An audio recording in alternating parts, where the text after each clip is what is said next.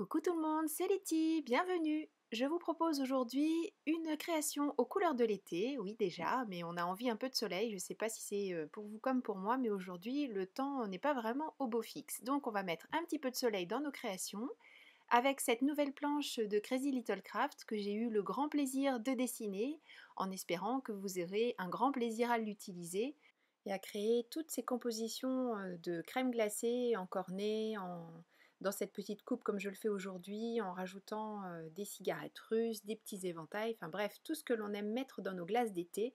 Et ça nous permet d'utiliser des couleurs très peps qui font vraiment envie en ce moment.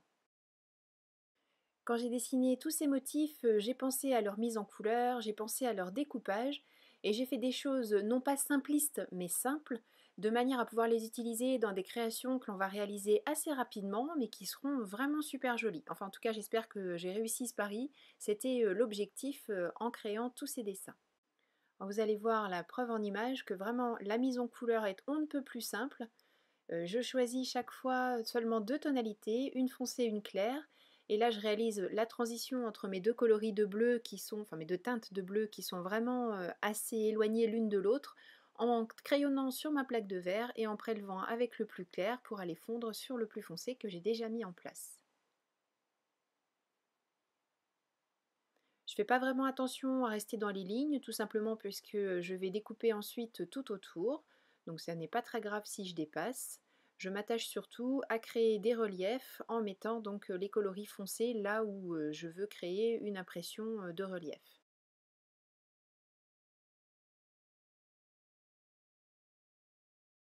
Si les références des feutres que j'ai utilisés vous intéressent, je vous invite à vous reporter à l'article blog dont vous trouverez le lien sous cette vidéo.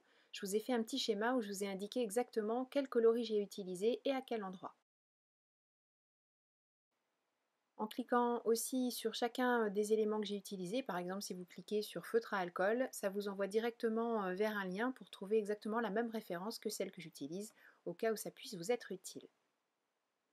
Vous voyez, la mise en couleur est vraiment super rapide. À plat d'un premier coloris sans faire attention, comme je le disais, je déborde largement mais peu importe. Je pose ensuite les petits ombrages pour donner un petit peu de relief, un peu de structure. Et je fonds avec le plus clair en revenant sur le plus foncé, et ça n'est pas plus compliqué que ça.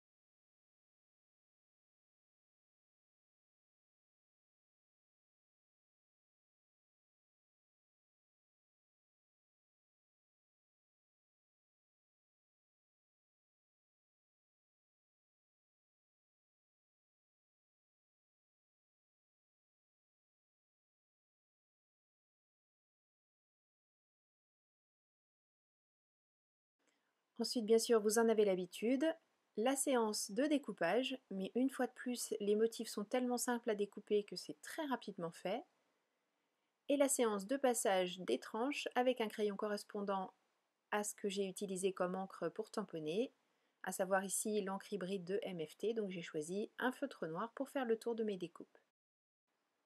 Pour mettre en place cette coupe de glace, j'ai choisi un papier de la collection Été fruité de Crazy Little Craft, que j'ai découpé avec un die qui fait une fausse couture, une double fausse couture tout autour. Une fois de plus, vous aurez bien sûr le lien vers tout ça dans l'article du blog.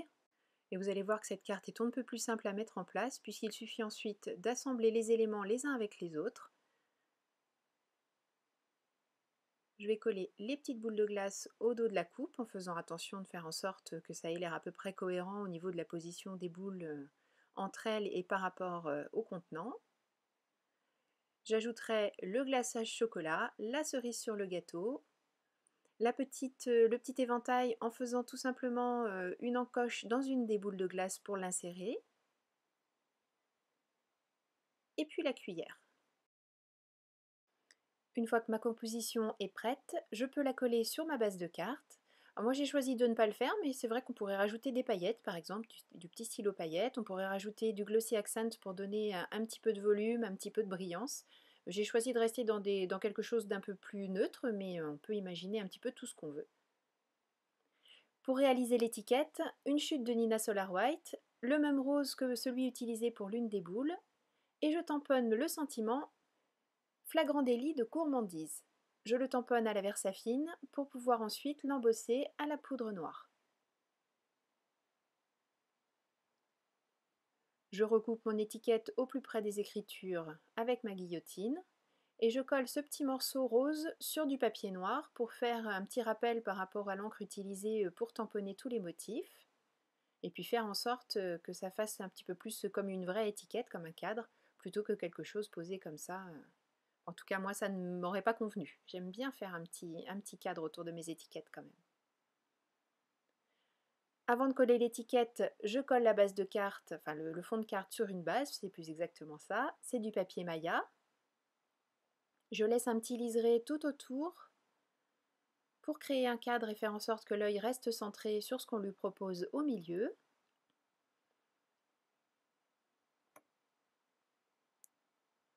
Je colle mon étiquette en mordant un petit peu sur le motif de la coupe, ça c'est pas très grave. Et je fais les plis et découpes autour nécessaires à l'obtention d'une carte de format à peu près classique. Et cette carte pleine de couleurs est déjà prête à partir vers sa destinataire. J'espère que cette planche de tampon vous plaît, vous a déjà donné envie de faire plein de créations gourmandes. Je vous invite à rejoindre donc l'article du blog pour retrouver tous les liens. Merci beaucoup d'avoir suivi cette vidéo.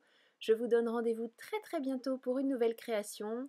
D'ici là, prenez bien soin de vous surtout, et puis pourquoi pas manger une petite glace. Gros bisous, bye bye.